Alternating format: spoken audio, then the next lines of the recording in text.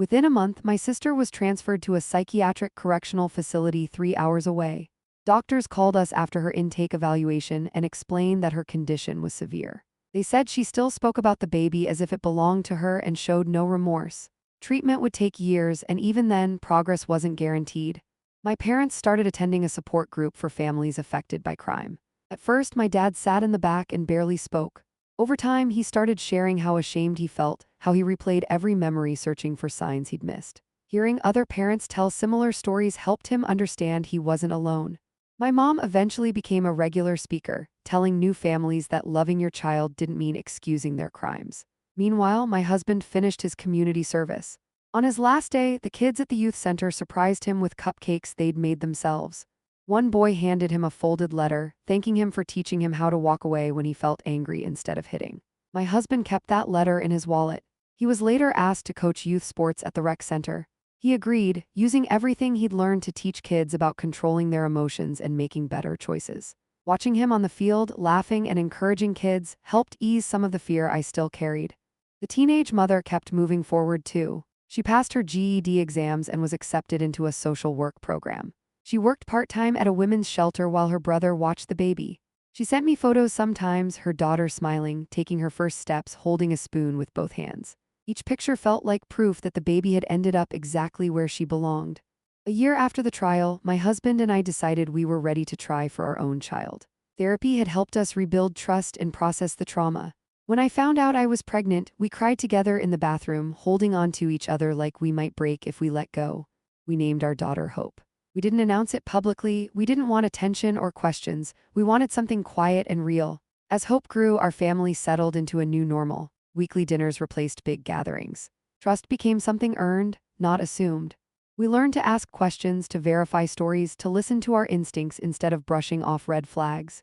Years later, we got a call from the facility saying my sister had finally started participating in group therapy. It was the first real progress they'd seen. She still wouldn't apologize, but she no longer insisted she was right. We thanked them for the update and chose not to visit. Life went on. Hope turned 3 last month.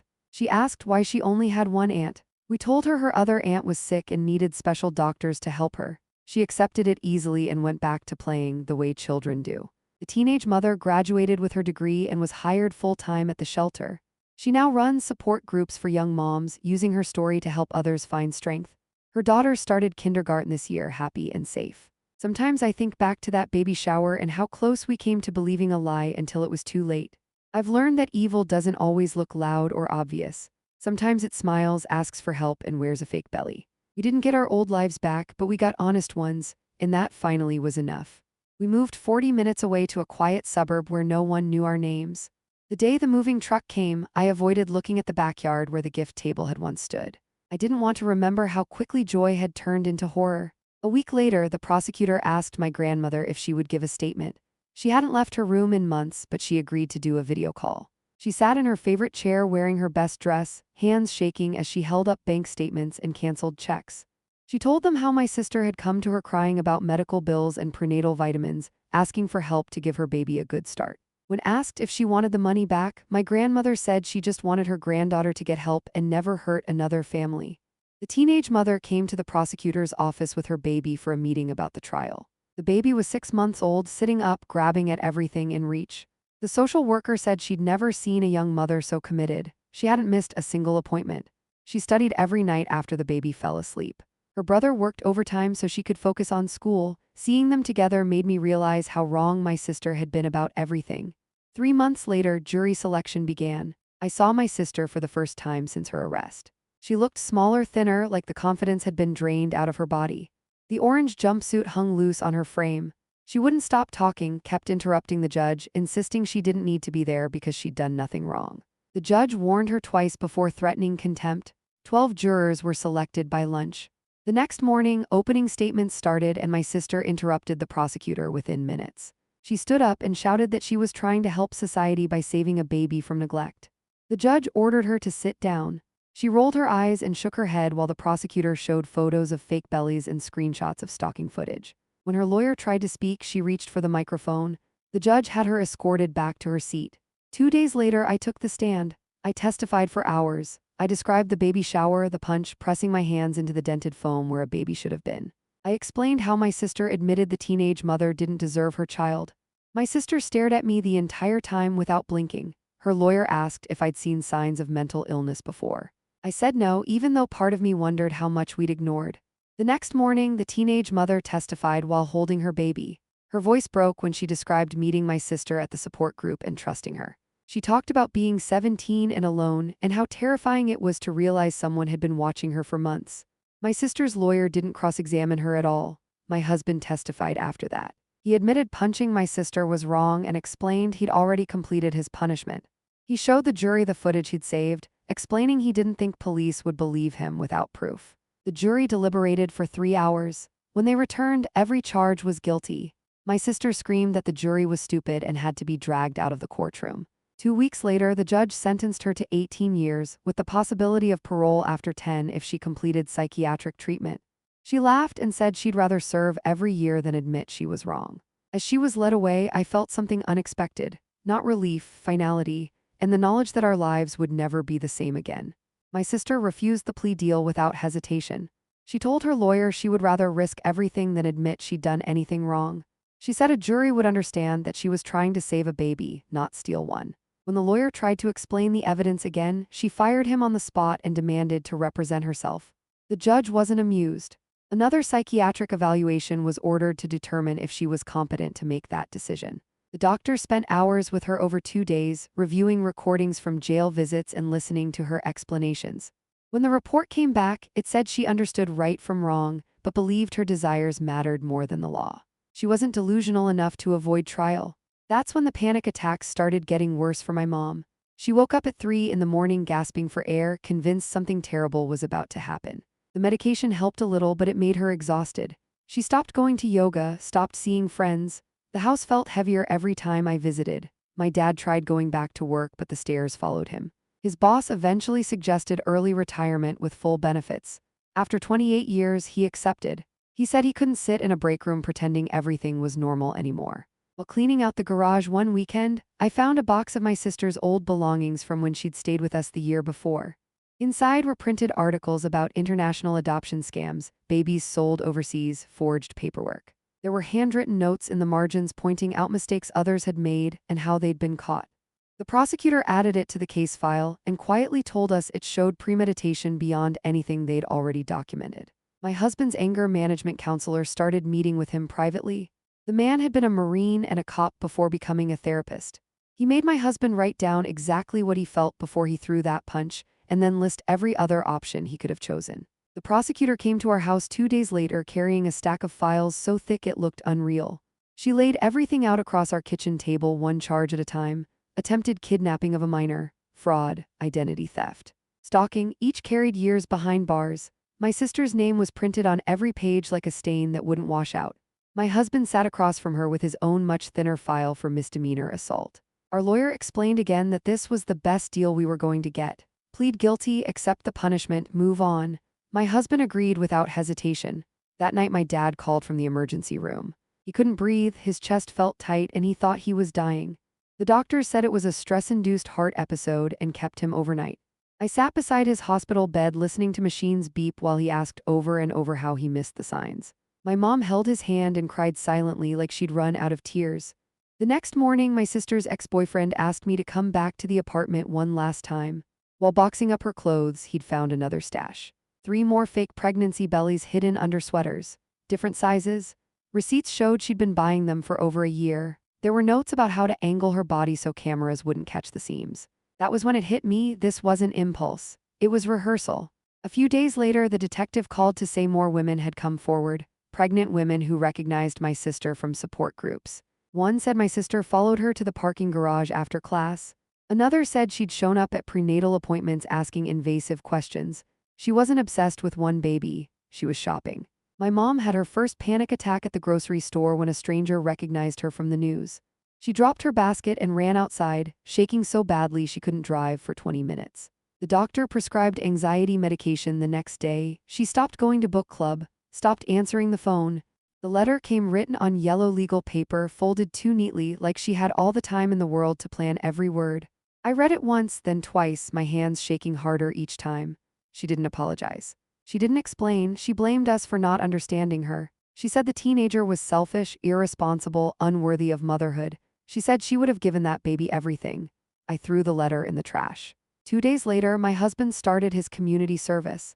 The judge ordered him to complete 100 hours at a youth center downtown, teaching anger management to middle school kids. It felt cruel and ironic after everything that had happened, but he didn't complain.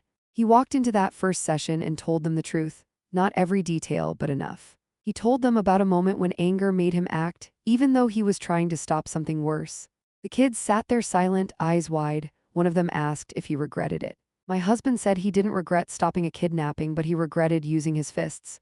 He said violence always leaves scars, even when you think you're doing the right thing. Something changed after that.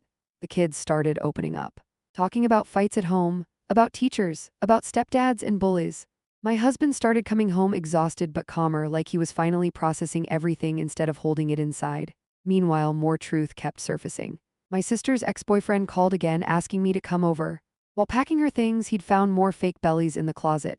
3 of them, each labeled in her handwriting, 6 months, 7 months, 8 months. There were videos on her phone of her practicing how to walk pregnant, how to sit, how to cradle her stomach so the straps wouldn't show.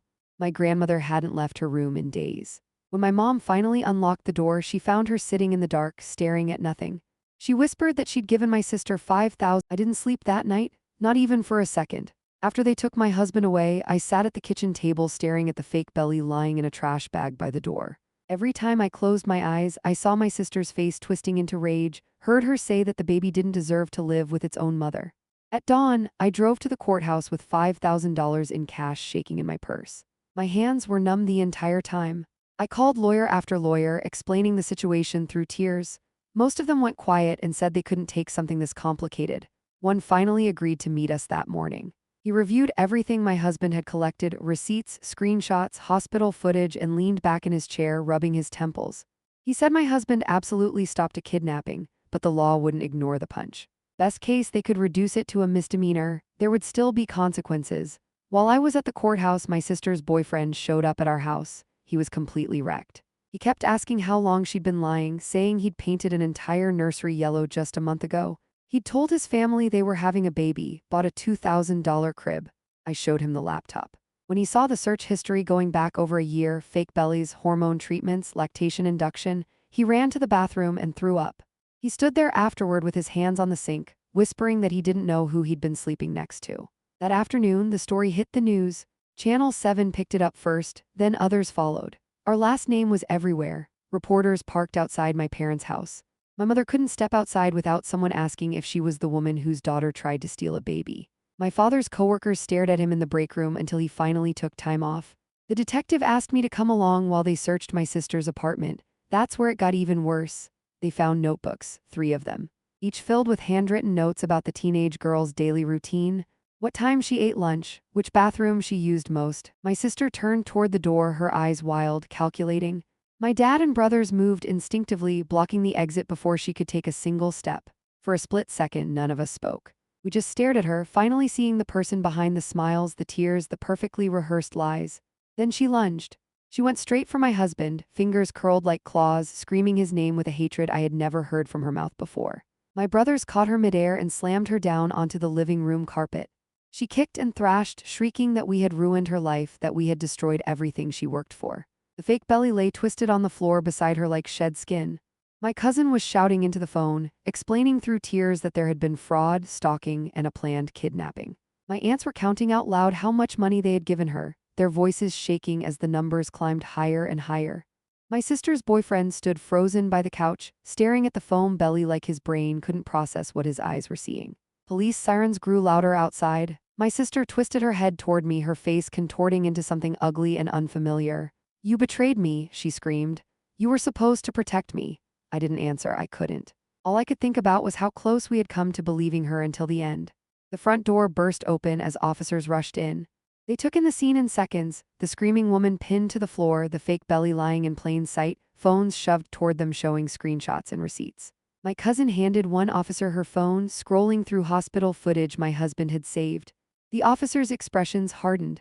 My sister tried to crawl away, dragging herself toward the hallway, but they grabbed her arms and pulled her up. She sobbed one moment, then snapped the next, shouting that the teenage girl didn't deserve her baby anyway. They cuffed her while she threatened what she would do when she got out. Neighbors gathered outside as she was dragged toward the patrol car. My husband finally stopped struggling against my brothers and just stood there breathing hard, sweat pouring down his face. His eyes never left my sister. The room was still screaming, still crying, but his voice cut through everything when he spoke again. I followed her, everyone froze. She told everyone she had an OB appointment yesterday, he said, his voice shaking but steady enough to be terrifying. I watched her leave the house. She didn't go to any doctor? My sister screamed for him to shut up, her voice cracking, her hands clawing at the carpet as if she could crawl out of the room. No one helped her. She went to a bar, my husband continued. She drank for 2 hours, then she walked 3 blocks and bought more fake bellies from a costume shop, 3 of them. The room felt like it was tilting. Someone asked why he was following her. He swallowed hard before answering. Because I already knew she wasn't pregnant. My sister's boyfriend sank onto the couch, staring straight ahead like his brain had shut off. My mother was crying so hard she couldn't stand anymore. My grandmother kept whispering prayers under her breath. My husband lifted his chin. She left her laptop at our house last week. I opened it because she kept asking for it back and panicking. Her search history was nothing but realistic pregnancy bellies, how to fake morning sickness, how to talk like a pregnant woman by week. He laughed once, sharp and empty. She even Googled what to say at a baby shower. My sister screamed and tried to lunge at him, but my brothers dragged her back. Her face didn't look panicked anymore. It looked furious. My husband kept going. I checked every OB office in the city. She never had an appointment, not once. All the medical bills she showed everyone, fake. She took almost $30,000 from family alone. People started yelling numbers, realizing how much money they'd given her. Someone started listing gifts they'd bought. Someone else said they'd paid for vitamins. Another said they'd helped with hospital. For a few seconds, nobody spoke. The room that had been screaming moments earlier went dead silent, the kind of silence that presses against your ears and makes your heart pound louder than any noise ever could. My sister was still crying on the floor, arms wrapped tightly around her stomach, rocking back and forth. But now her screams weren't about pain. They were about fear. The first touch, I ignored her protests and pressed my fingers again into the dent. The surface felt wrong, too firm in some places, too soft in others. I pushed slightly harder, expecting her to scream in pain again. Instead, I felt edges, straight edges. My stomach dropped. I slid my hand slowly along the curve of her belly, my fingertips brushing against something that caught under the fabric. Velcro. I froze, then pressed again, tracing the outline carefully this time. There were straps under the dress. Around her waist, someone gasped behind me, then another. My sister slapped my hands away and screamed at me to stop touching her, but it was too late. I already knew what I was feeling, even if my brain wasn't ready to accept it yet. The room turns, people began moving closer. A cousin knelt beside me, her face pale. An aunt reached out hesitantly and touched the side of my sister's stomach. Her eyes widened in horror. "That's not real," she whispered. My sister's boyfriend stood up slowly, backing away like he didn't recognize the woman crying on the floor anymore. His mouth opened, but no sound came out. My husband, still being held against the wall, yelled again, his voice hoarse, desperate. "It's foam, that's not a baby, that's memory foam." The proof begins before anyone could stop him. My husband shouted for someone to grab my sister's dress. My mother, shaking so badly she could barely stand, dropped to her knees and pulled the fabric upward.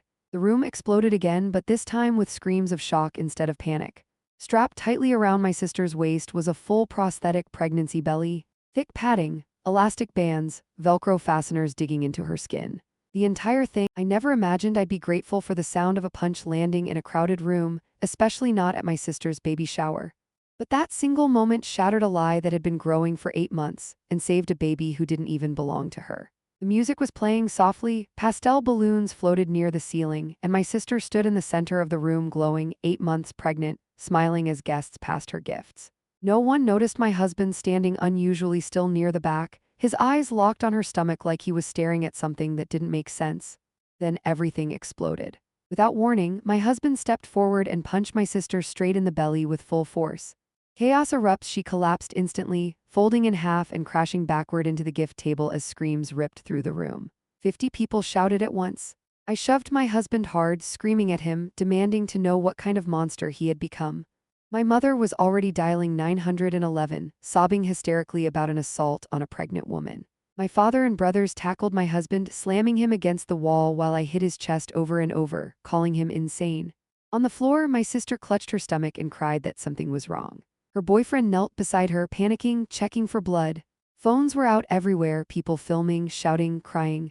My grandmother clutched her chest in shock while my aunts grabbed their kids and ran for the door. I dropped to my knees beside my sister, desperately trying to feel for movement, praying to feel a kick, but she screamed at me not to touch her. It hurts too much, she sobbed, curling into herself protectively. Something isn't right. A neighbor who happened to be a midwife